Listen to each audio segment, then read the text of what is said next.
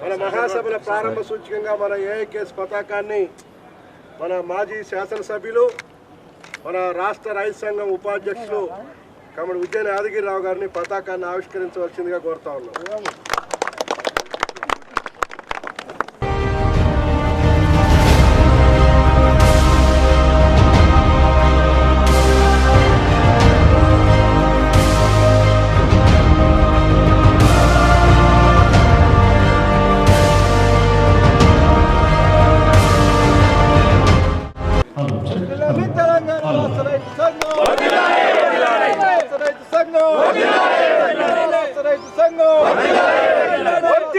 తెలంగాణ రాష్ట్ర రైతు సంఘం, తెలంగాణ రాష్ట్ర రైతు సంఘం, రైతుల పోరాటాలు, రైతుల పోరాటాలు, రైతుల ఐక్యత, రైతుల ఐక్యత, రైతుల ఐక్యత.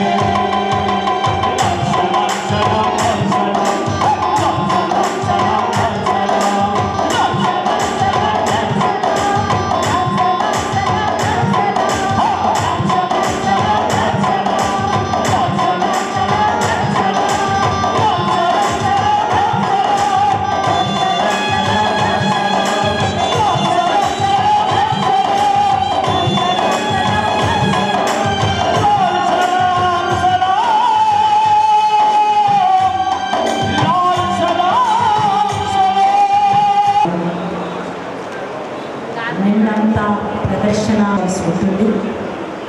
ముందుగా ఈరోజు జెండాను ఎగురవేయటం, అమరవీరులకు శ్రద్ధాంజలి ఘటించటం, ఇప్పుడు మనకు మహాసభకు అధ్యక్షవర్గంగా వ్యవహరిస్తారు.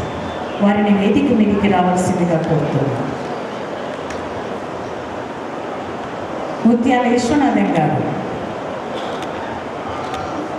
రవీందర్ రెడ్డి కరీంనగర్ జిల్లా,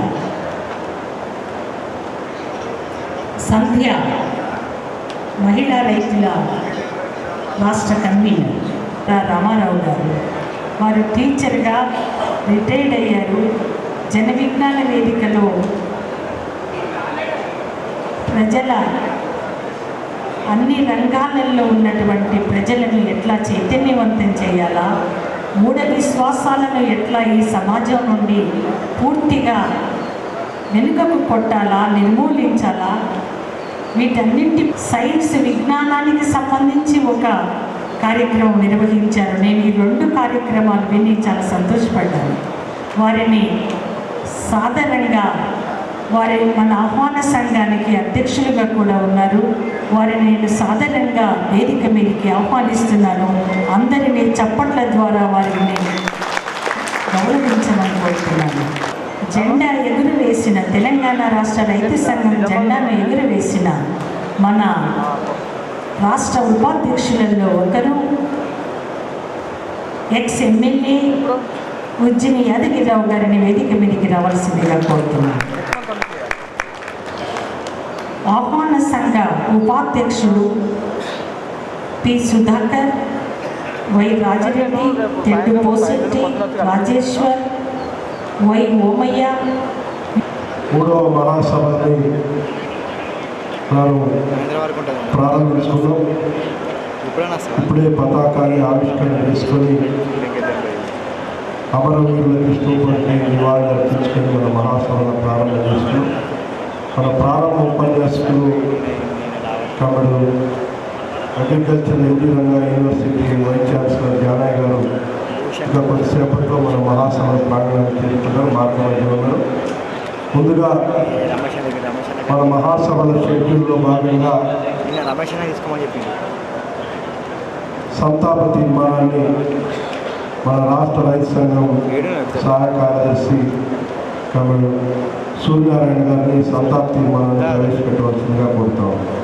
వాస్తవ్యులైనటువంటి జక్కుల గురువయ్య, జక్కుల మంగయ్య, తర్వాత నల్లగొండ జిల్లా నుంచి పందిరి జనార్దన్ రెడ్డి, అదేవిధంగా మహబూబ్నగర్ జిల్లా నుంచి కొల్లూరి వెంకన్న, అదేవిధంగా మందుకూరి నాగేశ్వరరావు మహబూబ్నగర్, బానోతు భద్రం మహబూబాబాద్, కందుకూరి నాగేశ్వరరావు మహబూబాద్, కొల్లూరి వెంకన్న మహబూబాద్, ఇందూరు నందు ఆదిలాబాద్ జిల్లా, గొర్ల బాలయ్య నాగర్ కర్నూలు, డి వెంకటస్వామి యాదవ్ నాగర్ కర్నూలు, కొడారు నరసింహారావు, కస్తూరి పుల్లయ్య, నడమోతు అంజిరెడ్డి, తమ్మినేని రమేష్, పోతురాజు రామయ్య సూర్యాపేట జిల్లా. అదేవిధంగా భద్రాద్రి కొత్తగూడెం జిల్లా నుంచి ఎల్లంకి నాగభూషణం, జిల్లా రైతు ఉపాధ్యక్షులు కొర్రు వీరస్వామి, సాయుధ తెలంగాణ సాయుధ పోరాట యోధులు ఇరుకాలపాటి నారాయణ పాల్వంచ, చింతా స్వరాజ్యరావు, భద్రాద్రి కొత్తగూడెం జిల్లా. రైతు ఉద్యమాలలో పాల్గొని అమరులైనటువంటి ఖమ్మం జిల్లా అమరవీరుని కోటు ప్రసాద్, బాల నాగేందర్ రెడ్డి, అవులూరి బక్కిరెడ్డి, కోసుకుంట సైదారెడ్డి, గుణగంటి లక్ష్మీనారాయణ, గోకర సీతారాములు, పుచ్చకాయల పెద్ద వెంకయ్య, పుచ్చకాయల సత్యమయ్య, గుగులోతు ఆశిని, ఉప్పుగడ్డ రంగయ్య, ఉప్పుగడ్డ సత్యమయ్య, దొబ్బల మురళి.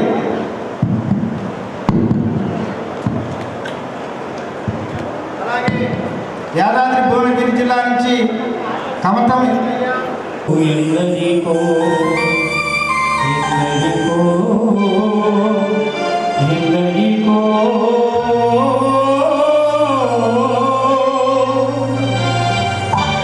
ఈ దేశం ఎటుపోతుందో, బ్రతుకన్నది ఏమవుతుందో, ఈ దేశం ఎటుపోతుందో, బ్రతుకన్నది ఏమవుతుందో, పూర్వులు చేసిన త్యాగం ఎందుకని కొనగాకుందో, ఎప్పుడైనా యోచించావా, ప్రగతిని సాధించావా, ఎప్పుడైనా యోచించావా, ప్రగతిని సాధించావా, ఈ దేశం ఎటుపోతుందో.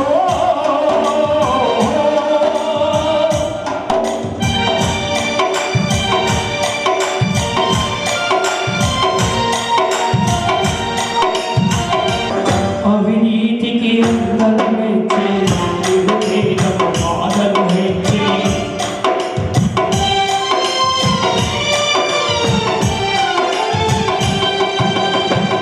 అవినీతికి అందరం మెచ్చే, నిరుపేదకు బాధలు మెచ్చే, పాలించుట బతికిన దొరలు ఏనాడో ప్రజలను మరిచి, ఎప్పుడైనా యోచించావా, ఎప్పుడైనా యోచించావా, ప్రగతిని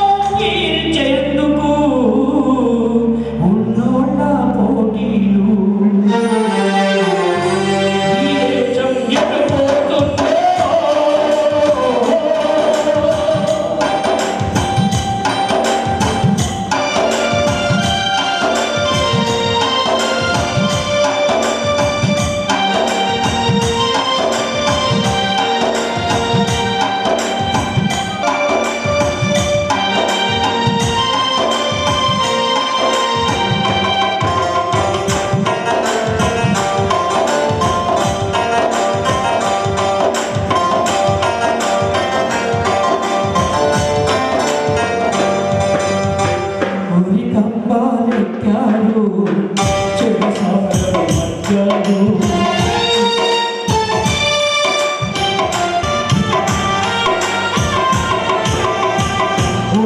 భూమికంబాలెక్కారు చెరసాలలో మగ్గారు ప్రాణాలు భారంగా దేశమాదరించారు ఆ వీరుల త్యాగపదం ఎవరి చేతికొచ్చిందో ఆ వీరుల త్యాగపదం ఎవరి చేతికొచ్చిందో ఇన్నేళ్ల స్వాతంత్రం మనకేమి ఇచ్చిందో ఇన్నేళ్ల స్వాతంత్రం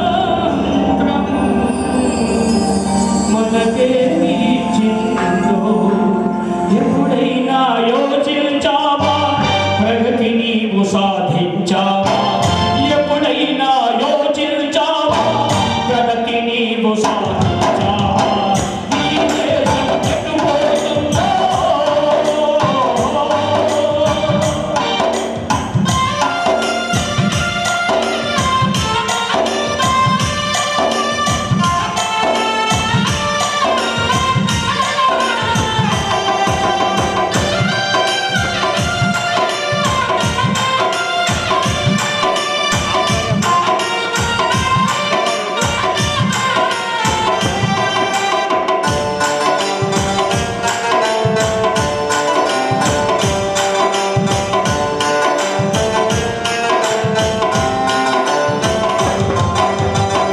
పై చదువులు చదివిన గాని ఉద్యోగం ఎందుకు రాదు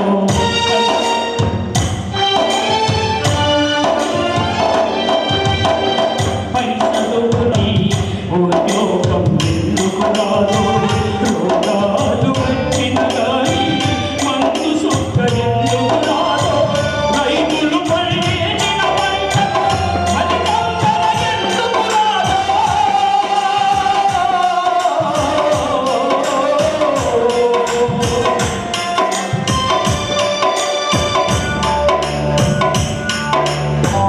రైతులు పండించిన పంటకు ఫలితం ధర ఎందుకు రాదో వేడి బట్టి దున్నేవానికి సెంటు భూమి ఎందుకు లేదు మేడి బట్టి దున్నేవానికి సెంటు భూమి ఎందుకు లేదు ఇప్పుడైనా యోచించండి ప్రగతి బాట నడవండి ఇప్పుడైనా యోచించండి ప్రగతి బాట పయనించండి ఈ దేశం ఎటుపోతుందో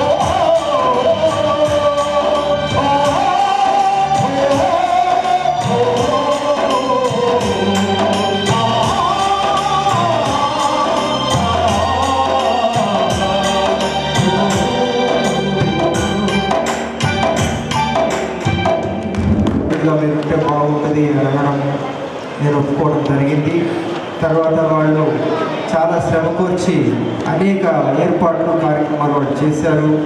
చందాలు తిరగడము ఇవన్నీ చేయడము మొత్తము ఈ కార్యక్రమం అంతా రూపకల్పన చేయడానికి అహర్నిశలు పనిచేస్తారు వారు. ఆ రకంగా మనమంతా ఇక్కడ కూర్చోగలిగాము.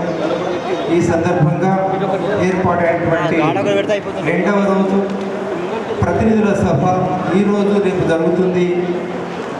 మరి దీనికి అధ్యక్షత వహించినటువంటి హేమంతరావు గారు, మీరు మిగిలిన ఇతర కామ్రేడ్స్, వివిధ జిల్లాల నుంచి వచ్చినటువంటి రైతు సోదరులారా, జిల్లా గురించి కొన్ని ముఖ్యమైన అంశాలు మీ ముందర మీ ప్రతి వారి దగ్గర ఆ పత్రం తయారు చేసి ఇచ్చాను. అందులో చాలా అంశాలు క్రోడీకరించాను. అవన్నీ నేను ఇక్కడ చదవడం బాగుంటుంది, సమయం చాలా విలువైంది కాబట్టి నేను సూక్ష్మంగా సింబాలిక్గా కొన్ని చెప్తాను.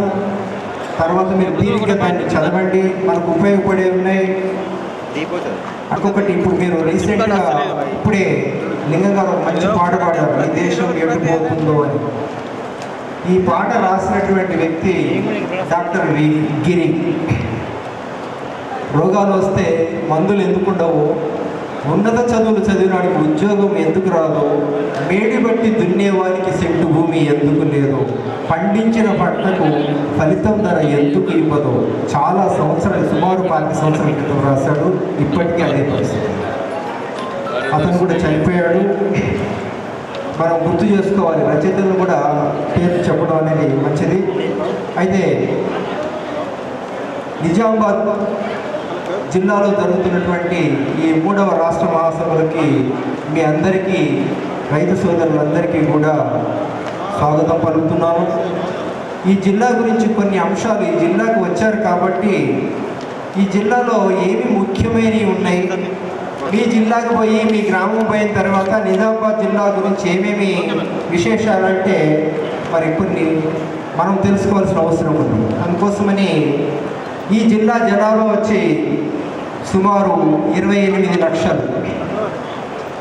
ఇక్కడ తెలంగాణ విశ్వవిద్యాలయం అంటే రాజశేఖర రెడ్డి గారు సీఎంగా ఉన్నప్పుడే శాంక్షన్ అయింది. తెలంగాణ విశ్వవిద్యాలయం అనేది ఒకటి ఏర్పాటు చేశారు. అట్లాగే 2 కేంద్రీయ విద్యాలయాలు ఉన్నాయి, ఇంటర్ వరకు ఉన్నటువంటివి. అట్లా ఒకటి హిస్టారికల్ గిరిరాజ్ ప్రభుత్వ కళాశాల అని చెప్పేసి ఉన్నాయి. ప్రభుత్వానికి సంబంధించిన 2 పాలిటెక్నిక్ కళాశాలలు, 27 అమ్మాయిల కోసం కస్తూర్బా గాంధీ బాలికా విద్యాలయాలు ఉన్నాయి. ప్రభుత్వ పాఠశాలలు 1200 ఉన్నాయి. ఇక కాకపోతే ఇంకో 2-3 ప్రైవేట్ ఇంజనీరింగ్ కళాశాలలు కూడా ఉన్నాయి. ఈ జిల్లాలో సుమారు 3 లక్షల మంది రైతులు ఉన్నారు. వీళ్ళకి అంటే సుమారు 10 లక్షల ఎకరాల విస్తీర్ణంలో వీళ్ళు సాగు చేస్తున్నారు. ఈ జిల్లాలో ముఖ్యంగా వరి అనేది ప్రధానమైన పంట. ఇది కాకపోతే ఇదివరకు చెరకు ఉండేది, ఇప్పుడు చెరకు లేదు. ఇప్పుడు పసుపు, మొక్కజొన్న ఇవి ఎక్కువగా వేస్తారు. తప్పితే పొద్దుతిరుగుడు, వేరుశెనగ, ఎర్రజొన్నలు అనేవి ఆర్మూర్ ఏరియాలో కొంతవరకు పండిస్తూ ఉంటారు. ఇది ఈ జిల్లా మొత్తం యొక్క విస్తీర్ణం, భూ విస్తీర్ణము సుమారు 4200 చదరపు కిలోమీటర్లు ఉంది. 33 మండలాలు ఉన్నాయి. ఇకపోతే ముఖ్యమైనటువంటి ప్రదేశాలు నిజామాబాద్లో ఏమున్నాయనంటే, నిజామాబాద్ కిల్లా అంటాము, కోట అని కూడా అంటారు. చాలా ఫేమస్ ఇది. ఇందులోనే దాశరథి రంగాచార్యని బంధించింది, జైల్లో ఉన్నాడు. ఇందాక ఫస్ట్లో పాడేటువంటి ఆచరణని సముద్ర గర్భం దాశరథి రంగాచార్య రాసినటువంటిది. నా తెలంగాణ కోటి రతనాల వీణ అనేటువంటి వాక్యం కూడా ఈ జైల్లో ఉన్నప్పుడే ఆ గోడల మీద రాశారు. ఇవి మనం చూడవచ్చు. అట్లాగే నిజాం పేరు మీదనే నిజాం సాగర్ ప్రాజెక్టు 1931లో అయిపోయింది. 23లో స్టార్ట్ అయ్యి 1931లో కంప్లీట్ అయిపోయింది. దీని యొక్క కెపాసిటీ 29 టీఎంసీలు, సుమారు 2,75,000 ఎకరాలకు సాగు చేయాలనే ఉద్దేశంతో ఆ రోజు నిర్మించారు. మంజీరా నది మీద, అంటే గోదావరికి ఉపనది మంజీరా, దాని మీద నిర్మించారు. అయితే అది పూడిక వచ్చి ఇప్పుడు ఏ స్థాయికి వచ్చిందంటే 17 టీఎంసీలకి పడిపోయింది. సాగు అనేది చాలా తగ్గిపోయింది. దాని ద్వారా దాని పూడికలకి డబ్బులు మాత్రం చాలా రిలీజ్ చేశారు. డబ్బులు శాంక్షన్ చేయించిన వాళ్ళు, అదనంగా శాంక్షన్ చేయించిన వాళ్ళు అందరూ కూడా చాలా ఆస్తులు కూడా పెట్టుకున్నారు. కాంట్రాక్టులు బాగుపడ్డారు, కానీ కెనాల్స్ మాత్రం బాగుపడాల ఆ ప్రాజెక్ట్ అంతే. లేకపోతే శ్రీరామ్ సాగర్ ప్రాజెక్టు ఇప్పుడు కొత్తగా ఏర్పడిన జిల్లాలతో 10 జిల్లాలకి జీవనాధారం. సుమారు 10 నుండి 12 లక్షల ఎకరాల సాగు, 4 కెనాల్స్ ఉన్నాయి దీనికి. ఇది గోదావరి నది మీద ఏర్పాటు చేయడం జరిగింది. పోచంపాడు అనే గ్రామంలో దీన్ని నిర్మించారు కాబట్టి దీన్ని పోచంపాడు ప్రాజెక్ట్ అని కూడా అంటారు. శ్రీరామ్ సాగర్ ప్రాజెక్టు, దీన్ని నెహ్రూ గారు అప్పుడు శంకుస్థాపన చేశారు. ఆ సమయంలోనే ప్రాజెక్టులు అనేవి ఆధునిక దేవాలయాలు అనే ఒక స్టేట్మెంట్ నెహ్రూ గారిది మనం అక్కడక్కడ రెఫరెన్స్ చూస్తుంటాం. ఈ శ్రీరామ్ సాగర్ ప్రాజెక్టు ప్రారంభోత్సవంలోనే దీని కెపాసిటీ చాలా పెద్దది. తెలంగాణలో 90 టీఎంసీలు, అంటే నాగార్జున సాగర్ తర్వాత 90 టీఎంసీలు ఉంటుంది. దీని పరివాహక ప్రాంతం కూడా 90. ఇప్పుడున్నటువంటి సిరిసిల్ల, వరంగల్, ఈ జిల్లాలన్నింటికీ కరీంనగర్, వరంగల్ ప్లస్ ఖమ్మం, ఈ 3 జిల్లాలు ప్రధానంగా పోతుంది. కుడి కాలువ ఎడమ కాలు వచ్చేసి నిజామాబాద్ కామారెడ్డి. అంటే నిజామాబాద్లో ఈ ప్రాజెక్ట్ ఉన్నప్పటికీ కూడా నిజామాబాద్లో సాగు విస్తీర్ణం చాలా తక్కువ దీనికి సంబంధించి. అట్లాగే లక్ష్మీ కెనాల్ అనేది ఆదిలాబాద్ నిర్మల్ జిల్లా లోపల అది 132 కిలోమీటర్ల పొడవుతో సాగు చేసి ఆ రెండు జిల్లాలకి 1,50,000 ఎకరాలకి సాగునీరు అందిస్తుంది. ఇకపోతే దక్షిణ కాలువ అంటారు, సౌత్ కెనాల్, ఇది కూడా మెదక్ సిద్దిపేట జిల్లాలకి సాగు అందిస్తుంది పార్క్ ద్వారా. అట్లాగే శ్రీరామ్ సాగర్ ప్రాజెక్ట్కి కాళేశ్వరం ద్వారా లింక్ కూడా ఇచ్చారు. దీని నుంచి మిడ్మానేరు, అక్కడ నుంచి వరంగల్కి సాగు చేయడం కోసం. ఇది అల్లిసాగర్ ప్రాజెక్ట్ అనేది ఒకటి ఉంది, ఎత్తిపోతల పథకము, అది చూడదగిన ప్రదేశము, పార్కు, ఇవన్నీ కూడా ఉన్నాయి. ఇంకా ఆధ్యాత్మిక కేంద్రంగా టిచ్పల్లి రామాలయం చాలా ఫేమస్. ఇప్పుడు చాలా వాటి క్రీస్తు పూర్వం కట్టినటువంటి రామాలయం అది. అంటే శిల్పకళ సౌందర్యానికి ప్రస్తుతి ఇక్కడ నుంచి 15 కిలోమీటర్ల దూరంలో ఉంటుంది. ఇక అన్నిటికంటే చాలా మందికి అన్ని ప్రాంతాలలో తెలిసినటువంటి ఏంటిదంటే నిజాం షుగర్ ఫ్యాక్టరీ చెప్పుకోదగిన అంశము. కన్స్ట్రక్షన్ చేసిన దాంట్లో ఉంది. నేను చిన్నగా ఉన్నప్పుడు నేను ఆ వైభవాన్ని చూసాను. ఏంటిదంటే నేరో గేజ్ రైళ్లతోటి రైతులు ఉత్పత్తి చేసినటువంటి చెరుకుని ట్రైన్స్ ద్వారా లోడ్ చేసుకొని ఫ్యాక్టరీకి వెళ్ళి క్రషింగ్ చేసేవాళ్ళు. ఎక్కడైనా సరే దుకాణంలో చక్కెర కొందామని పోతే బోధన చక్కెర ఉందా అని అడిగేవాళ్ళం. ఇంకా అంత దొడ్డుగా చక్కగా క్రిస్టల్స్ అంత బాగా ఉన్నాయి. అటువంటి షుగర్ ఫ్యాక్టరీని 2002 లోపల ప్రైవేట్ కంపెనీలకి 51% షేర్లు అమ్మడము అప్పటి ప్రభుత్వము. అక్కడి నుంచి దాని అవసాన దశ ప్రారంభమైంది. తర్వాత తెలంగాణ ఉద్యమంలో ఒక పెద్ద నినాదంగా మారిపోయింది. మేము వస్తే, తెలంగాణ వస్తే దాన్ని మళ్ళా పూర్వవైభవం తీసుకొస్తాము, ప్రభుత్వ అధీనం చేసుకుంటామని చెప్పిన తర్వాత కూడా వచ్చింది ప్రభుత్వము. కానీ ఎక్కడే గొంగడి అక్కడే ఉన్నటువంటి పరిస్థితి. అక్కడ ఆ ఎంప్లాయీస్ చాలా దారుణమైన పరిస్థితిలో ఉన్నారు. ఇప్పటికీ టెంట్ల కింద వాళ్ళు నిరాహార దీక్షలు చేస్తూనే ఉన్నారు అప్పటి నుంచి ఇప్పటి వరకు కూడా. ఇంకొక sugar factory Sarangpur sugar factory కూడా కోఆపరేటివ్ ఫ్యాక్టరీ చాలా అద్భుతంగా నడిచింది. రైతులు చాలా బెనిఫిట్ అయ్యారు.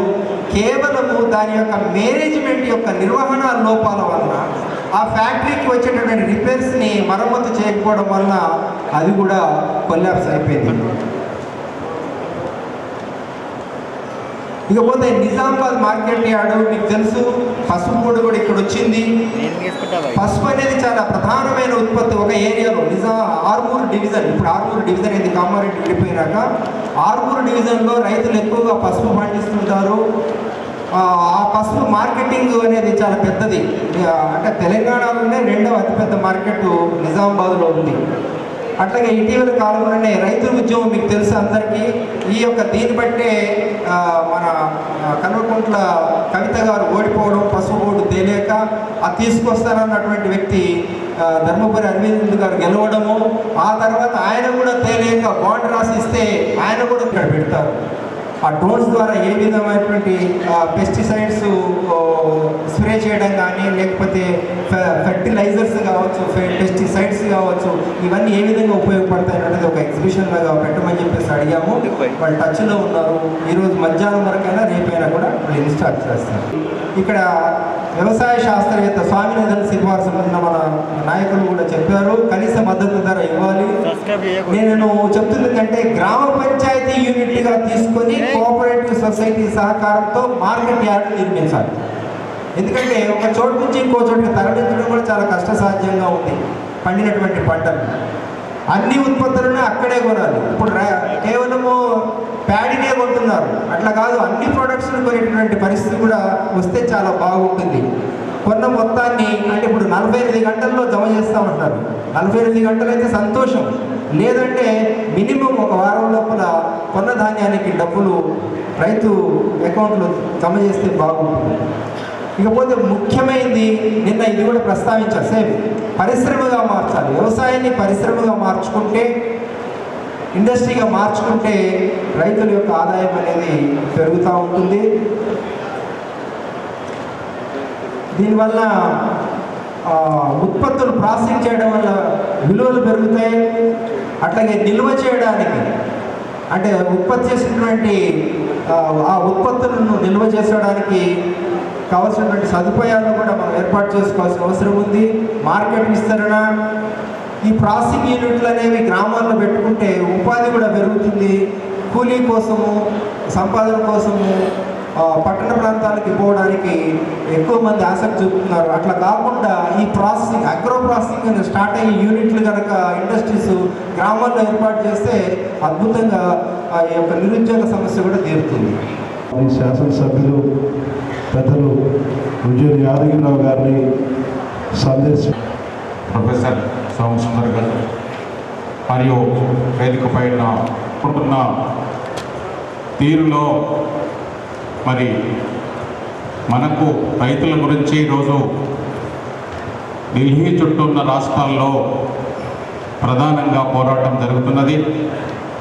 ఆ పోరాటాన్ని అణచివేయడానికి ఆ రాష్ట్ర ప్రభుత్వాలు, కేంద్ర ప్రభుత్వం మరి బాగా పాశవికమైన విధానాలను అవలంబిస్తూ పోరాటాలను నిర్వీర్యం చేయడానికి ప్రయత్నం చేస్తున్నాం.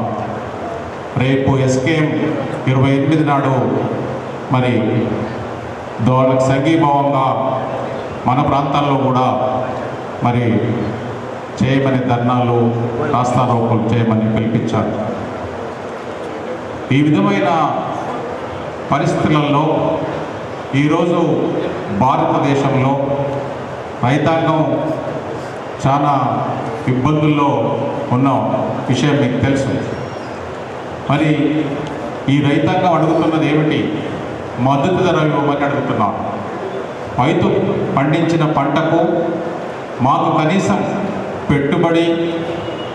పెట్టుబడితో పాటుగా మేము జీవనం సాగించడానికి మరి యొక్క పంటకు ఆ మద్దతు ధర డిక్లేర్ చేసి కేంద్ర ప్రభుత్వం మరి ఏమాత్రం కూడా ప్రధానమంత్రి గారు యూపీ ఎన్నికల కంటే ముందు దాదాపు 1 సంవత్సర పైన సాగిన మరి ఆ యొక్క పోరాటాన్ని విచ్ఛిన్నం చేయడానికి, యూపీ ఎన్నికల్లో లబ్ధి పొందడానికి తను పోరాటాన్ని విరమించండి, నేను ఈ 3 చట్టాలను విరమించుకుంటున్నాను అని ఆయన చెప్పి తిరిగి దాన్ని అమలు చేయకుండా ఒక కమిటీని అందిస్తే ఆ కమిటీలో మరి మొత్తం కూడా వాళ్ళకు అనుకూలమైన వాళ్ళే, దాన్ని మన వాళ్ళు ఒప్పుకోలేదు.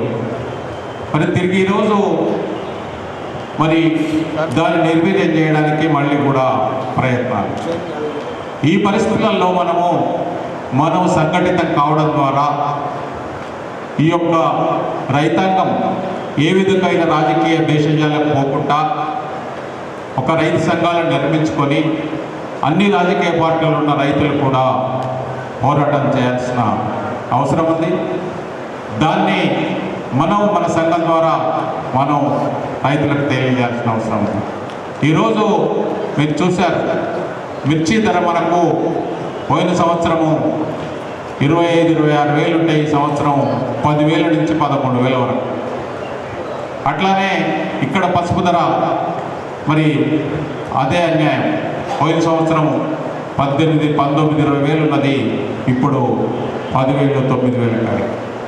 అట్లా వరి ధాన్యం మరి పెట్టుబడులు విపరీతంగా పెరిగిపోయిన సందర్భాలలో మనకిచ్చేది ప్రభుత్వ రేటు 2,300. కాబట్టి ఈ యొక్క సమస్యలను అధిగమించడానికి మనం రైతులలో ఒక మంచి పోరాట పటిమను శక్తిని తీసుకువచ్చి పోరాటం చేసి ఆ యొక్క మన గిట్టుబాటు ధరలు అట్లానే మార్కెటింగ్ విధానము అన్నీ కూడా తీసుకోవాల్సిన అవసరం ఉంది.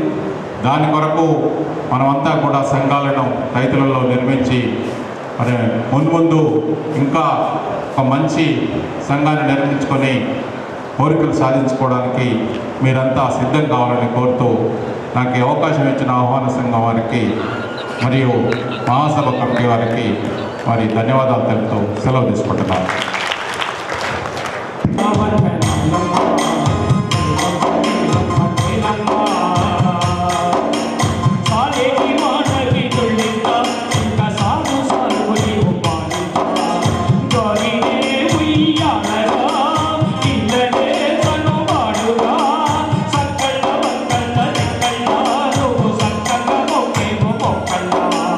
పర్వ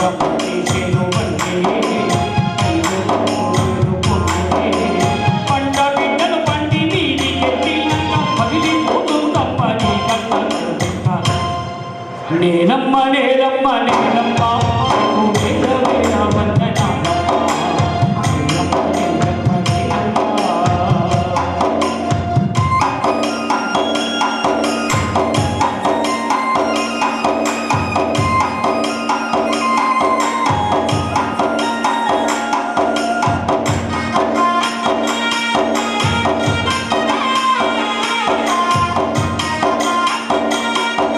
నవ్వితే నాగాని ఏదో తలుపు తీసామంటే సింగని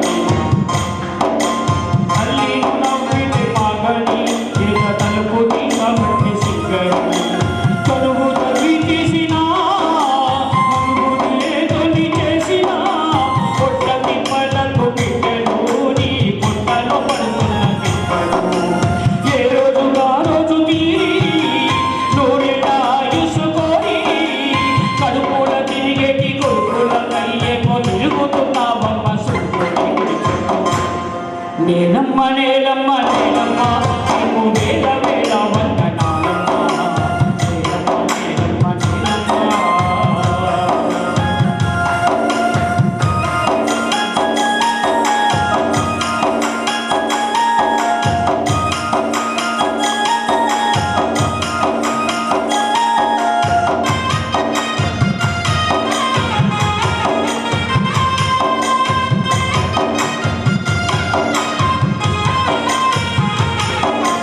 కైలాము పూసేను నైను నది నీకు తలస్థానమైంది గంగను గంగమే పూసిందా హో పొందుగా హో యాము హో గంగమే పూసిందా హో పొందుగా హో యాము హో కన్నాలలో రంగు రంగు పోలో గండు పోయినలు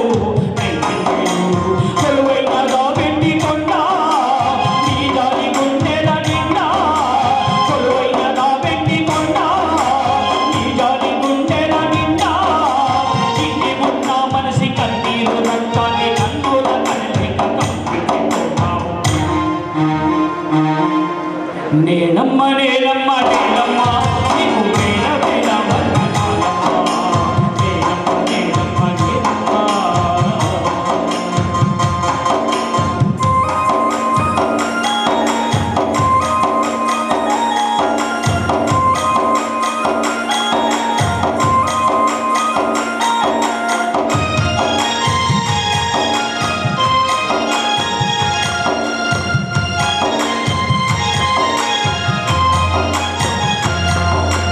మా తల్లి నీ మట్టి బంగారం అది మానవానికి దొరికి సింధూరం మా తల్లి నీ మట్టి బంగారం అది మానవానికి దొరికి సింధూరం అమ్మ నీ అనురాగము కమ్మని సమభావము అమ్మ నీ అనురాగము కమ్మని సమభావము గొప్పలు తిప్పలు చూడక నువ్వు ఎప్పుడు కమ్మెడ బాయక గొప్పలు తిప్పలు చూడక నువ్వు ఎప్పుడు మమ్మెడ బాయక జన్మించిన రాజులై పేరొందిన నిరుపేదలై జన్మించిన రాజులై పేరొందిన నిరుపేదలై నీ వంటి పైసటి చితుల కాల్చుకున్న నీ వంటి కన్నంక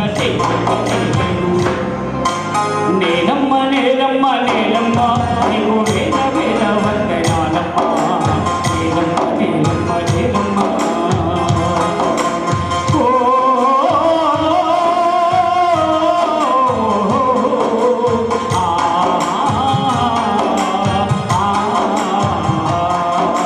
ఆ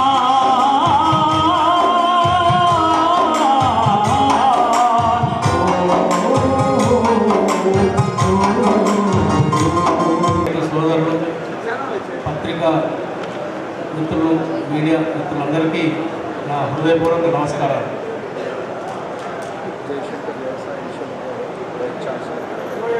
మొట్టమొదటిగా పద్మగారు ఉన్న ఈ రాష్ట్ర రైతు సంఘం నాయకులు జిల్లాలోకి వస్తున్నారు కాబట్టి వారితో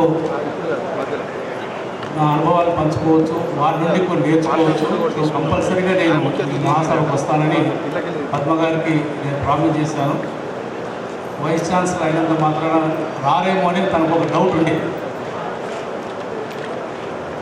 నేను కూడా చెప్పాను పద్మగారికి, పదవులు వస్తుంటాయి పోతుంటాయి, కానీ నేను ఒక రైతు బిడ్డని, వ్యవసాయ ఆర్థికవేత్తగా రైతుల సమస్యల మీద దాదాపు 3 దశాబ్దాలకు పైన అధ్యయనం, సమస్యల మీద వివిధ మాధ్యమాల ద్వారా ప్రభుత్వాలకు పాలకులకు అందించడం, సలహాలు ఇవ్వటం, రైతులతో మాట్లాడి వారి సమస్యల మీద మనకున్న పరిమితులలో ఏదో సేవ చేసే కార్యక్రమాలు ఉండటం, ఇవన్నీ నిత్యం జరుగుతూ ఉంటాయి.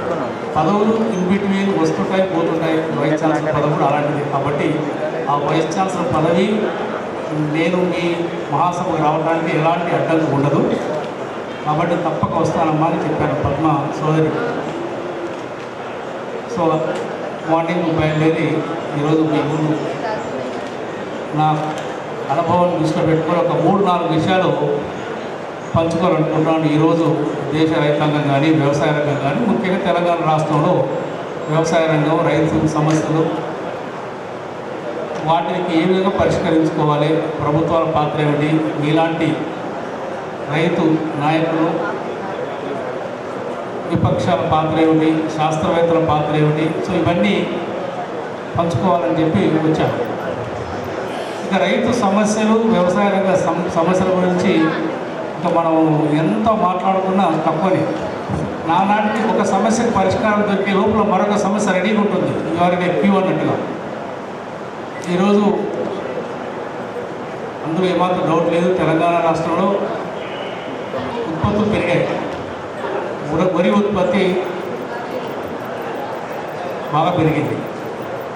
ఒకందుకని మనం గర్వపడాలి, ఒకందుకు మనం దాన్ని బాధపడుతూ లేదు అలా కాదు, అన్ని పంటలలో పండాలి, ఒక వరి పంటే కాదు వ్యవసాయాన్ని కూడా మనం ఆలోచించాల్సిన అవసరం ఉంది.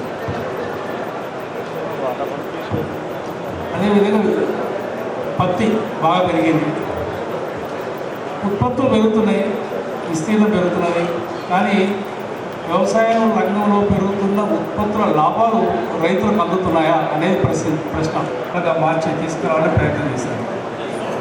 అంటే ప్రపంచమే ఒక అల్లకల్లోలో ఉంది. కరోనా ఉన్న సమయంలో ఆ 3 చట్టాలు రావటం, యావత్ దేశ రైతాంగం వాటిని వ్యతిరేకించడం, వాటిలో ఉన్న సమస్యలను చెప్పడం, దాదాపుగా సంవత్సరానికి పైగా రైతులు పోరాటం ఫలితంగా తిరిగి మళ్ళీ కేంద్ర ప్రభుత్వం వాటిని విరమించుకోవడం జరిగింది. ఏమిటి ఆ 3 చట్టాలంటే ఏమంటారు, పేరు నుంచి పోయిన పడ్డట్టుగా ఉంటుంది సమస్య. ఆల్రెడీ మార్కెట్ వ్యవస్థ మధ్యతరాలతో ఉండి మార్కెట్ సమస్యతో అతలాకుతలు అవుతున్న రైతాంగం ఇంకా కార్పొరేట్ రంగంలోకి వెళ్ళి ఇంకా దోపిడీకి గురై చివరికి చిన్న సన్నకారు రైతులు వ్యవసాయం దూరం అయ్యే ప్రమాదం ఉన్నదని ఆనాడు ఆ చట్టాలను వ్యతిరేకించడం జరిగింది.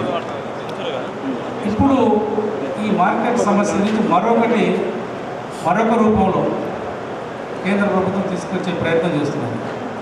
జాతీయ మార్కెట్ విధానం టాప్ని గత ఒక 4-5 మాసాల క్రితం కేంద్ర ప్రభుత్వం విడుదల చేయడం, రాష్ట్ర ప్రభుత్వం అభిప్రాయాలు అడగడం జరిగింది. మీ అందరికీ కూడా తెలుసు. ఇది మరొక ముప్పు రైతాంగానికి. మళ్ళీ ఆ 3 చట్టాల్లోని కొన్ని అంశాలని బ్యాక్వర్డ్ ద్వారా తీసుకొచ్చి మళ్ళీ కార్పొరేట్ రంగంలో వ్యవసాయంలో చొప్పించి చిన్న సన్నకారు రైతులకు ఒక ప్రమాదకరంగా మారే విధానాలని, అంశాలని ఆ నూతన market policy draft of window పెట్టడం జరిగింది. చాలామంది దాన్ని వ్యతిరేకించారు. పెద్దలు ఇప్పుడు మలాటి గారితో మేము వస్తూ మాట్లాడుకుంటున్నాం. సో నేను ఇటీవలనే ఒక పూర్తి స్థాయిలో తెలుగులో వ్యాసంగం రాశారు, రైతు ముంగిట్లో ముంచి ఉన్న మరొక ముప్పు అని. అంటే ఇలాంటి సో ఈ విధంగా చట్టాలే అధికారికంగా ప్రైవేట్ రంగానికి లైసెన్స్ ఇచ్చి రైతులను దోచుకున్నట్టుగా ఉంటున్నది కొన్ని విధానాలు మనం పరిశీలించినట్లయితే. ఇది బాధ్యత రహితము. రైతులంటే దాదాపు 50-60% ఈరోజు ఓట్ బ్యాంక్. రైతులు ప్రభుత్వాలను ఎక్కించగలవు, ప్రభుత్వాలను దించగలవు, అది చూసాం కూడా. సో కాబట్టి రైతు అనుకూలమైన విధానాలు చేయాల్సిన అవసరం ఉన్నది. ఇప్పటికైనా కార్పొరేట్ విధానాలను దృష్టిలో పెట్టుకొని రైతుల ప్రయోజనాలకు భంగం కలిగించే ఏ విధానాలైనా సరే రైతు సోదరులే కాదు, రైతు నాయకులు, ప్రతిపక్షాలను ఎవరైనా సరే మాలాంటి వ్యవసాయం మీద ఎంతో అవగాహన ఉన్న శాస్త్రవేత్తలు కానీ ఆర్థికవేత్తలు కూడా డెఫినెట్గా వ్యతిరేకిస్తాము, దానికి తగ్గట్టు సలహాలు ఇస్తాము. అలా కాదు, ఇలా ఉండాలి అని చెప్తాము. ఇందులో పదవులు కానీ, పార్టీలు కానీ, కులాలు కానీ, మతాలు ఏవి అడ్డురావు. ఇది మన రాజ్యాంగంలో ఉన్న ప్రాథమిక హక్కు. మన భావాన్ని మనం పంచుకోవాలి. ఒక ఇంటలెక్చువల్స్, ఒక ఆర్థికవేత్తలు, శాస్త్రవేత్తలు గొంతు తిప్పకపోతే ఇక మరి ఎవరు మాట్లాడతారు రైతుల తరఫున? సో కాబట్టి మేమైతే స్పష్టంగా రైతు వ్యతిరేక ఏ విధానాలైనా సరే, అది అధికారమా ప్రతిపక్షమా అనేది పక్కకు పెట్టి అది అలా ఉండకూడదు, దాన్ని ఇలా చేయాలని మాత్రం స్పష్టంగా మేము చెప్పడం జరుగుతుంది. అందులో ఏమాత్రం సందేహం లేదు. ఎందుకంటే మాకు రైతు బిడ్డగా వ్యవసాయ శాస్త్రంలో చదువుకున్నాము, వ్యవసాయ పరిశోధనలు చేశాము. దాదాపు నేను 30-35 దేశాలు తిరిగాను. ప్రతి దేశంలో కూడా రైతు పరిస్థితి ఇలాగే ఉన్నది. మనకు తెలంగాణ భారతదేశమే కాదు, కాకపోతే మన దగ్గర ఎక్కువ ఉన్నది. ఇది మొదటి సమస్య. మార్కెట్ సమస్య అనేది చాలా తీవ్రమైనది. దీన్ని మనం సాధించుకోవాలంటే 2 మార్గాలు. ఒకటి, డాక్టర్ స్వామినాథన్ గారు దాదాపుగా 20 సంవత్సరాల క్రితం ఏదైతే మద్దతు ధరను లెక్కించి ఏ విధంగా లెక్కించాలి, ఎలా ఇవ్వాలి, దానికి ఎలా చట్టబద్ధత చేయాలనేది ఒక మంచి సూచన చేశారు. దానిని వెంటనే అమలు చేయాలి. ఇప్పటికైనా సరే ఆ స్వామినాథన్ గారు ఇచ్చిన సిఫారసు ఈనాటికి కూడా అది చాలా రైతాంగానికి అవసరమే. ఏం చెప్పారు స్వామినాథన్ గారు? కాస్ట్ C3 మీద 50% వెచ్చించి మీరు మద్దతు ధర ఇవ్వాలి. ఇది ఒకటి. రెండవది, ఇచ్చిన మద్దతు ధరకు చట్టబద్ధత ఉండాలి. ఇది రెండవది. ఈ 2 అంశాలు ఇంతవరకు కూడా ఏ ప్రభుత్వాలు కూడా చేయలేదు. ఈ మధ్యలో కేంద్ర ప్రభుత్వం మేము స్వామినాథన్ సిఫార్సు మేరకే మద్దతు ధర ఇస్తున్నాం అన్నారు. తీరా చూస్తే దాని యొక్క మెథడాలజీ అంటే ప్రొడక్షన్ కాస్ట్ను ఈ మద్దతు ధర లెక్కించే విధానంలో మార్పు తీసుకొచ్చి C3 కాకుండా A2 కాస్ట్ అంటే మనం రైతు పెట్టే అన్ని ఇన్పుట్ కాస్ట్లు ప్లస్ ఒక సొంత ఫ్యామిలీ లేబర్ను కలిపి దాని మీద 50% చేసి ఇచ్చి ఇది స్వామినాథన్ చెప్పింది ఇస్తున్నామని చెప్పడం అది సరికాదు. స్వామినాథన్ చెప్పింది C3 మొత్తం డిఫరెన్స్. స్వామినాథన్ చెప్పిన పద్ధతి ప్రకారం లెక్కించి ప్రస్తుత కేంద్ర ప్రభుత్వం ఇస్తున్న విధానం ప్రకారం లెక్కిస్తే 30 నుంచి 35% మద్దతు ధర తక్కువ ఇస్తున్నారు. స్ట్రెయిట్ అవే వరికి ఉదాహరణకు ధాన్యానికి దాదాపు 3,000 పైగా రావాలి స్వామినాథన్ చెప్పిన దాని ప్రకారం ఇస్తే, కానీ ధరలో తక్కువ ఉంటుంది కాబట్టి. సో ఇది కంటిన్యూస్ ప్రాసెస్, తప్పు కాదు. సో కాబట్టి లేబర్కు సేవింగ్ చేసే టెక్నాలజీస్ సాంప్రదాయ టెక్నాలజీ తప్ప కొత్తవి రావట్లేదు. ఉదాహరణకు ట్రాక్టర్లు, కంబైన్డ్ హార్వెస్టర్లు, అదేవిధంగా పవర్ టిల్లర్స్, ఇవి మాత్రమే అందుబాటులో ఉన్నాయి. కానీ ఇప్పటికీ లేబర్ సమస్యతోని కొన్ని పంటలు పండించే పరిస్థితి లేదు. Of course sugar cane, for example, sugar cane harvesting చాలా కష్టం. ఇప్పటికీ దానికి మెకనైజేషన్ షుగర్ హార్వెస్ట్ లేవు. అదేవిధంగా వరిలో మనకు డైరెక్ట్ సీడింగ్ చాలా ముఖ్యం. ఇప్పటికీ ట్రాన్స్ప్లాంటేషన్ ఉంది. చేయాలంటే డైరెక్ట్ సీడింగ్ మాన్యువల్ లేబర్ కావాలి. సో ఇలాంటి దృష్టిలో పెట్టుకొని వ్యవసాయ శాస్త్రంలో కానీ విశ్వవిద్యాలయాలు కానీ పరిశోధనలో ఈ డిజిటల్ టెక్నాలజీస్ అంటే ఈ కృత్రిమ మేధస్సు ఆర్టిఫిషియల్ ఇంటెలిజెన్స్తో ఆధారమైన టెక్నాలజీస్ని డెవలప్ చేసి రైతులకు అందుబాటులో తీసుకొచ్చినట్లయితే లేబర్ సమస్య తగ్గుతుంది, ఉత్పత్తి ఖర్చు తగ్గుతుంది, ప్లస్ మనం కరెక్ట్ సకాలంలో వ్యవసాయ పనులు చేసుకునే అవకాశం ఉంటుంది. తద్వారా మనకు ఉత్పత్తులు దిగుబడి పెరిగే అవకాశం ఉంటుంది. ఉదాహరణకి ఇప్పుడు డ్రోన్, ఒకప్పుడు 15 ఏళ్ళ కింద అసలు డ్రోన్ అనేది మనం ఊహించలేదు. డ్రోన్ అంటే చిన్నపిల్లలు ఆడుకునేది, చిన్న హెలికాప్టర్లు, విమానాలు అనేది.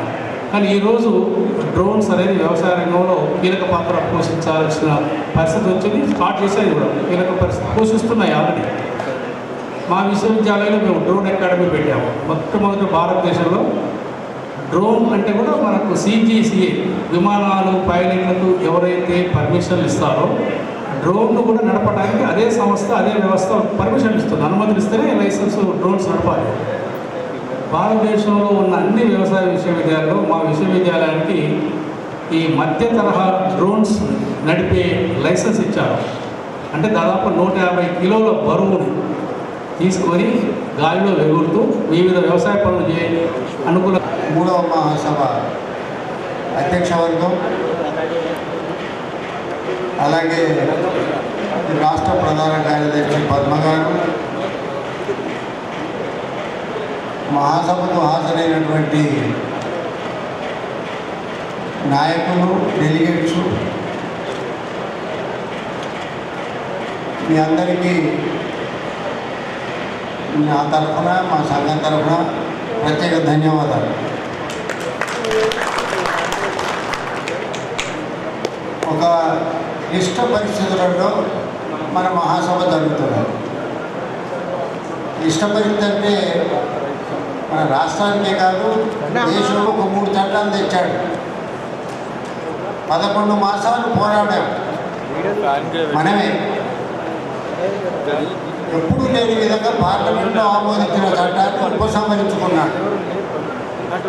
కానీ చట్టాన్ని ఉపసంహరించుకున్నాడు తప్ప తన విధానాన్ని ఉపసంహరించుకోలే. చట్టంలో ఉపసంహరించుకునేటప్పుడు ఏమన్నాడు, మీకు చెప్పకుండా నేను ఏ పని చేయను అన్నాడు. మీకంటే ఎవరికి ఎస్కేఎం, సంయుక్త కిసాన్ మోర్చా ఆమోదించుకున్నాడు. ఇప్పుడు విద్యుత్ మీద మన రాష్ట్ర ప్రభుత్వానికి ఎలాంటి హక్కులు బాధ్యతలు లేవు, సెంట్రల్ గవర్నమెంటే. తర్వాత మార్కెట్లను ప్రైవేటీకరిస్తూ మొన్న ఒక వారం రోజుల క్రితం మళ్ళీ ఒక జీవో విడుదల చేశాడు. అది పార్లమెంట్లో పెట్టాడు. దాని మీద మొన్న మీటింగ్ జరిగింది, అందరూ వ్యతిరేకించారు. ఈ భూములను ఆక్రమించడం కానీ, మార్కెట్లను ఆక్రమించడం కానీ, పంటల ధరలు నిర్ణయించడం కానీ ఇవన్నీ కూడా మోడీ కార్పొరేట్లకు అనుకూలంగా చేస్తున్నాడు. ఈ కార్పొరేట్లలో ఈరోజు ఎందుకు వ్యవసాయం మీద వాళ్ళకి దృష్టి పడింది? ఎందుకంటే వాళ్ళు ఫ్యాక్టరీలు, గనులు ఇట్లాంటివి పెట్టుకున్నప్పుడు లాభాలు 100 రూపాయలు పెట్టుబడి పెడితే 10, 15, 16 రూపాయలకు మించకుండా లాభాలు వచ్చాయి. కానీ వ్యవసాయ ఉత్పత్తులు కొనుగోలు చేసి వాటిని ప్రాసెస్ చేసి కనుక అమ్మితే 100కు 100 రూపాయల లాభం వస్తుంది. ఒక చిన్న ఎగ్జాంపుల్ చెప్తాను. ఒక క్వింటాల్ కందులు కానీ పెసర్లు కానీ మనం 6,000 రూపాయలు మార్కెట్లో కొంటాం. వాటిని పప్పుగా చేస్తే 80 కిలోల పప్పు వస్తుంది. 1 కిలోకు 180 రూపాయలు. అంటే 80 కిలోలకు 8,000, 8 లెంగులు 64 అంటే 600, అంటే 16,000 రూపాయలు వస్తాయి. 6,000 రూపాయల పెట్టుబడి పెడితే 16,000 వస్తాయి. బియ్యానికి కూడా అంతే, నూనె గింజలకు అంతే, పత్తి నుంచి దారం తీస్తే అంతే. 3 కిలోల పత్తి అయితే 1 కిలో దూది అవుతుంది. 1 కిలో దూది 8 మీటర్ల బట్ట అవుతుంది. 8 మీటర్ల బట్ట అంటే మీటర్కు 60 రూపాయలు వేసుకున్నా 8 ఆరు 48, 480 రూపాయలు. అందువల్ల ఏంటంటే వ్యవసాయ రంగంలో వచ్చే లాభాలను బట్టి డబ్బంతా కూడా ఈ కార్పొరేట్ సంస్థలు ఇంట్లోకి వస్తాయి. ఎవరా కార్పొరేట్ సంస్థలు? Reliance, Adani, Tata, Birla, ITC, L N T, Bayer, ఈ 7 కంపెనీల వాళ్ళు ఇప్పుడు వాళ్ళ పెట్టుబడులన్నీ వ్యవసాయ రంగంలో పెడుతున్నారు. వాళ్ళు ఏమంటున్నారు మోడీతో? ఇప్పుడు రైతులు పంట పండిస్తే మేము కొనుగోలు చేసి ప్రాసెస్ చేసి అమ్మడం ఎందుకు? ఆ భూములు మాకిస్తే మేమే పండించుకుంటాం, ఆ లాభం కూడా మేమే సంపాదించుకుంటాం. కాబట్టి దానికి అన్ని రాష్ట్రాలు, ఇప్పుడున్న 28 రాష్ట్రాలలో 16 రాష్ట్రాలు బీజేపీ రాష్ట్రాలు, మరొక 10 రాష్ట్రాలు బీజేపీ ఇతర రాష్ట్రాలు. ఆ రాష్ట్రాలు కానీ ఈ రాష్ట్రాలు కానీ మొత్తం 29 రాష్ట్రాలు, 7 కేంద్రపాలిత ప్రాంతాలలో మోడీ తన వ్యవసాయ విధానాలను ప్రవేశపెడుతున్నాడు. దీనికి ఇప్పటికీ కూడా ఈరోజు ఢిల్లీలో రైతులు పోరాటం చేస్తూనే ఉన్నారు. ఆ పోరాటాన్ని అణచడానికి నిన్నగాక మొన్న టీఆర్ గ్యాస్ వదిలాడు, కేసులు పెట్టాడు. ఎన్ని పెట్టినా రైతులు పోరాటం చేస్తున్నారు. 2 సమస్యల మీద మనం పోరాటం చేస్తున్నాం. ఒకటి కనీస మద్దతు ధరలకు చట్టం చేయాలి. మద్దతు ధరను ప్రకటించడం కాదు. మన ఉపకరణాల ధరలు పెట్టుబడి ఎలా పెరుగుతుందో మన పంటల ధరలు కూడా అలా పెరగాలి. రెండవది అప్పులు మాఫీ చేయాలి. మాఫీ చేయడం అంటే ఏదో రద్దు చేసి మళ్ళీ అప్పులు అయ్యి మళ్ళీ రద్దు మళ్ళీ అలా కాదు. అసలు రైతులకు అప్పులు కాకుండా ఒక విధానాన్ని నిర్ణయించాలి. కేరళ ప్రభుత్వం నిర్ణయించింది. అందువల్ల ఏంటంటే ఈరోజు ఈ కార్పొరేట్ సంస్థల చేతిలో పడినటువంటి ప్రభుత్వం మన ఉత్పత్తులను దెబ్బతీస్తున్నది. మనము స్వయం పోషకత్వంలో ఉన్నాం. ఆహార ధాన్యాలలో, నూనె గింజలలో, పప్పులో. అసలు ఒక మాట చెప్పాలంటే ప్రపంచంలో నంబర్ 1 పాల ఉత్పత్తిలో భారతదేశం 38 కోట్ల టన్నులతో. పత్తిలో మనమే నంబర్ 1 360 లక్షల టన్ను బేళ్ళు ఉప్పు ఉత్పత్తి చేస్తాం. బేలంటే 180 కిలోల దూది. పంచదారలో మనమే నంబర్ 1. మిరప, పసుపు వీటిలో కూడా మనమే నంబర్ 1. కోళ్ళు, కోడిగుడ్లు, కోడి మాంసం, పశు మాంసం వీటిలో కూడా మనమే నంబర్ 1. కానీ ధనిక దేశాలు ఏం చేస్తున్నాయి? వంట నూనెలు దిగుమతి చేస్తున్నాయి. 1,30 లక్షల టన్నులు, 80,000 రూపాయలు, 80,000 కోట్లు. ఇవాళ మన మహాసభకు తెచ్చిన నూనె కూడా దిగుమతి అయింది. పత్తి వండినప్పటికీ కూడా పత్తి దిగుమతి చేస్తున్నారు, పంచదార దిగుమతి చేస్తున్నారు, పప్పులు దిగుమతి చేస్తున్నారు. చివరికి మన వ్యవసాయ ఉత్పత్తులను దెబ్బతీసే విధంగా మార్కెట్ విధానాన్ని రూపొందించి ఏటా 4.5 లక్షల కోట్ల పంటలు దిగుమతి అవుతున్నాయి. బయట నుంచి వచ్చినోడు తక్కువ ధరకు అమ్మినప్పుడు మన పంటకు గిట్టుబాటు ధర రాదు. కానీ ఇవాళ వీళ్ళేమో ఆలోచిస్తున్నారు, అసలు ఈ భూములు రైతుల దగ్గర ఎందుకు ఉంచాలి? కాబట్టి ఈ భూములనే కాజేయాలి. అది మొదటిది. ఇంతకుముందు విత్తనాలు 2000 సంవత్సరంలో మ్యాన్సాంటోతో స్టార్ట్ అయింది. విత్తనాలు విత్తనం అంతా పోయింది. ఇప్పుడు వాళ్ళ చేతిలోకి మ్యాన్సాంటో, కార్గిల్, డూ పాయింట్, సింజెంటా ఈ కంపెనీలు ఆక్రమించేశాయి పేరు. ఇప్పుడు భూముల మీద దృష్టి పడింది. దానికి అనుకూలంగా చట్టాలు చేస్తుంది. నేను ఆ విషయమే మీకు చెప్పదలుచుకున్నాను. దానికి ఉపోద్ఘాతంగా ఇంతకుముందు మన వ్యవసాయ రంగంలో వస్తున్న మార్పు చెప్పాను. అసలు ఈ భూములకు చట్టాలు ఎప్పటి నుంచి వస్తున్నాయి? భూములు పుట్టినప్పటి నుంచి ఉన్నాయి. ఆ చట్టాలు లేవు. నైజాం కాలంలో కూడా భూములకు చట్టాలు లేవు. ఎక్కడ నీ ఇష్టం ఉంటే దున్నుకో, పంట పండితే శిస్తు కట్టు, పంట పండకపోతే ఏమీ లేదు. కాబట్టి ఈ చట్టాలన్నీ చేస్తూ వచ్చినప్పటికీ ప్రజల సమస్యలు పరిష్కారం కాదు. చాలామంది తహసీల్దార్ దగ్గరికి వెళ్ళి తహసీల్దార్ దగ్గర కేసులు వేశారు. తహసీల్దార్ కూడా ఒక కోర్టే, రెవెన్యూ కోర్టు అంటాం. ఆయన దగ్గర పరిష్కారం కాకపోతే ఆర్టీఓ అప్పీల్, ఆర్టీఓ పరిష్కారం కాకపోతే కలెక్టర్ దగ్గర అప్పీల్. ఇవి రెవెన్యూ కోర్టులు. ఈ కోర్టులలో కూడా మనం కుదరకపోతే అప్పుడు సివిల్ కోర్టుకు వెళ్తాం. సివిల్ కోర్టులో మనం ఈ జిల్లా కోర్టు నుంచి సుప్రీంకోర్టు దాకా పోతాం. ఈ చట్టాలన్నీ ఎందుకని? ఈ చట్టాలన్నీ ఉన్నప్పటికీ కూడా ఎందుకు మన పరిష్కారం కావడం లేదు? 1973లో భూ సంస్కరణల చట్టం వచ్చింది. 73లో 75లో దాన్ని అమలు చేశారు. ఈ 2 సంవత్సరాల గ్యాప్లో భూస్వాములందరూ కూడా ఏంటంటే వాళ్ళ భూములను నక్కల పేరు మీద, కుక్కల పేరు మీద, అన్నదమ్ముల పేరు మీద భార్యాభర్తలు విడాకులు చేసుకొని భార్యలు పుస్తకాలు కూడా తీసుకురాశారు ఆస్తుల కోసం. కలిసే ఉంటారు. ఆ విధంగా ఏంటంటే రికార్డు అంతా మార్చుకున్నారు. 73 నుంచి అభినందనలు.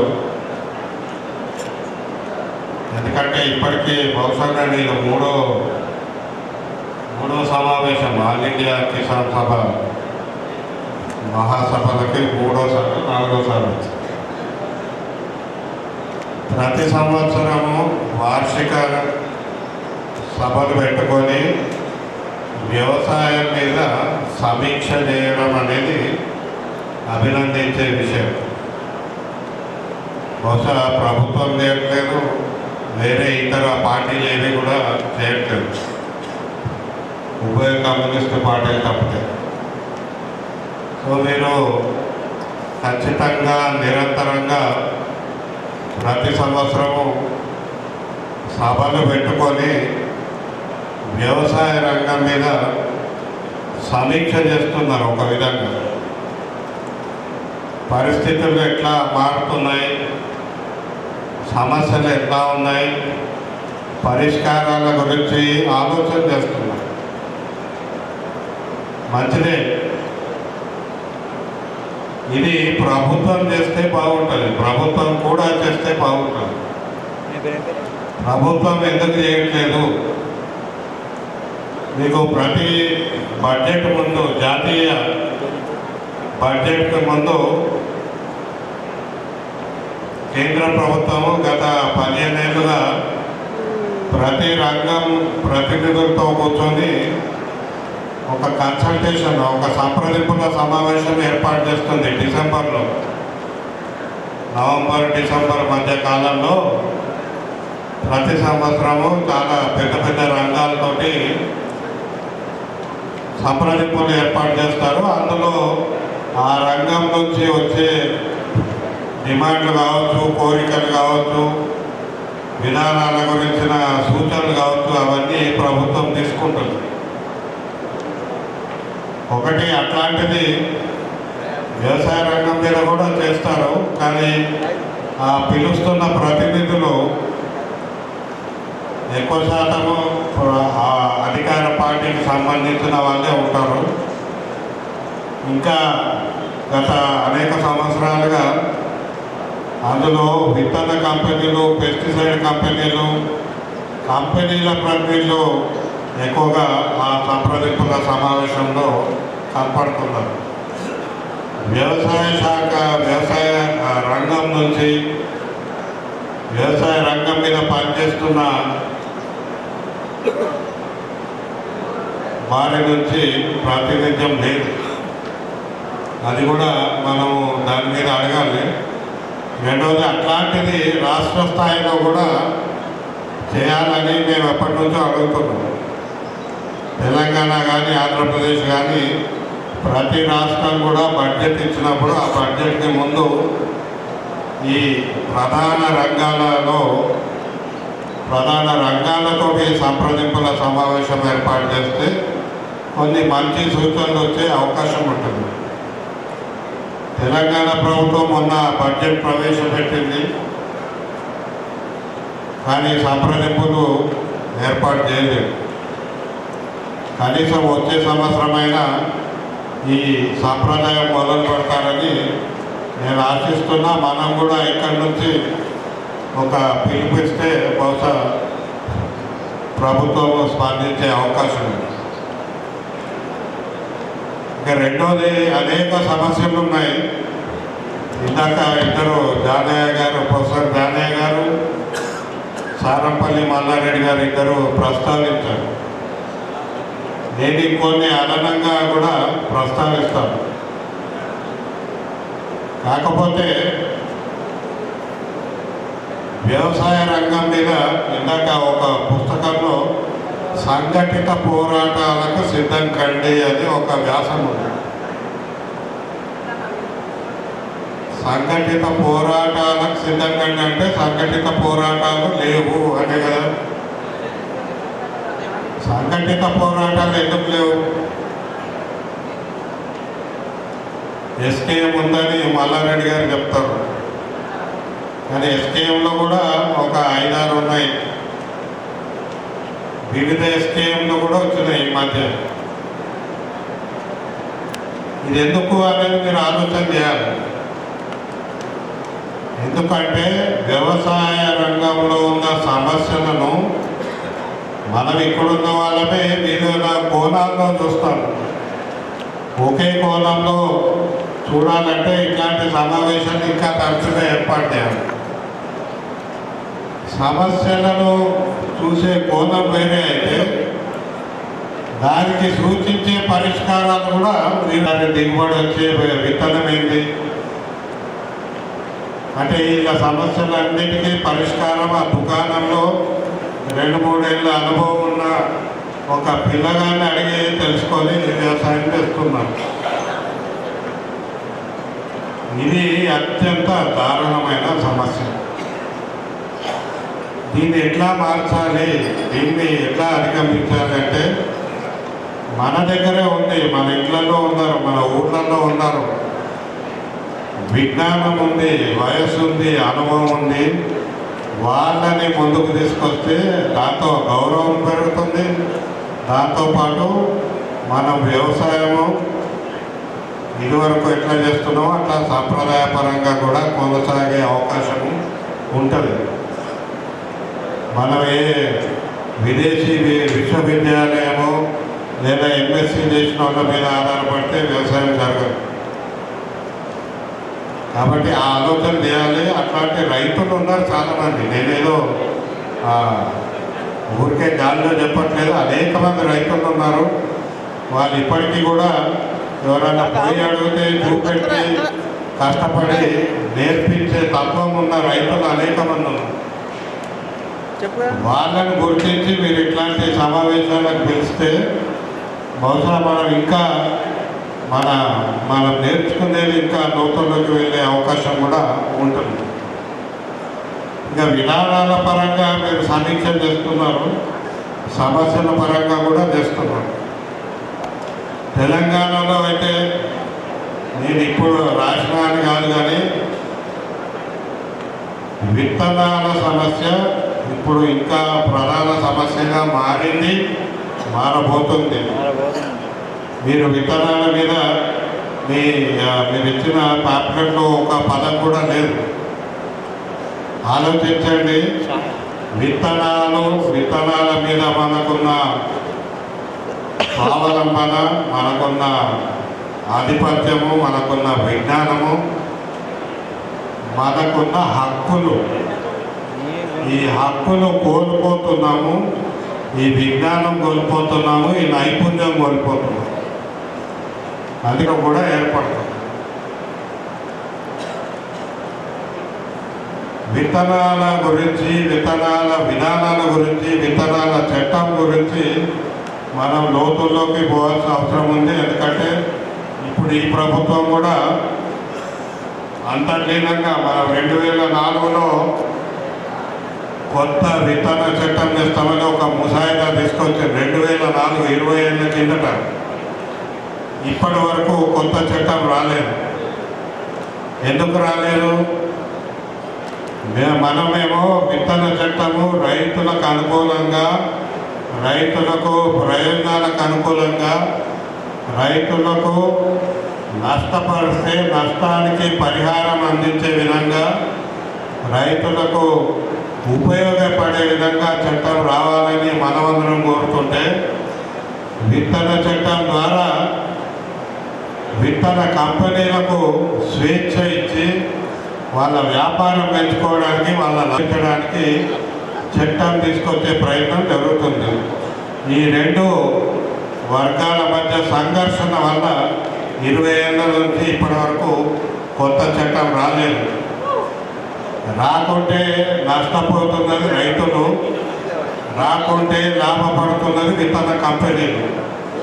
విత్తన కంపెనీలు ఇంకా ఈ గత 5-6 ఏళ్లలో చూస్తే పరిస్థితి ఇంకా దిగజారింది. తెలంగాణలో అయితే మేము ఈ మధ్య అగ్రికల్చర్ కమిషన్ సమీక్ష చేసింది. వ్యవసాయ కమిషన్ కోదండ రెడ్డి గారి ఆధ్వర్యంలో విత్తనాలు సరఫరా చేస్తున్న డీలర్ల మీద ఏ మాత్రం నిఘా లేదు, నియంత్రణ లేదు. వీళ్ళ చట్టం కూడా అమలు కావట్లేదు. అసలు మేము చట్టం అమలు చేద్దామంటే కోర్టుకు పోయి స్టే తెచ్చుకుంటున్నారు. కాబట్టి మేము ఏం చేస్తలేమని ప్రభుత్వాధికారులు ఒప్పుకున్నారు. మన పేపర్లలో చదువుతున్న నకిలీ విత్తనాలు పట్టుకున్నారు. ఇవన్నీ రైతుల కొరకు పట్టుకోవట్లేదు.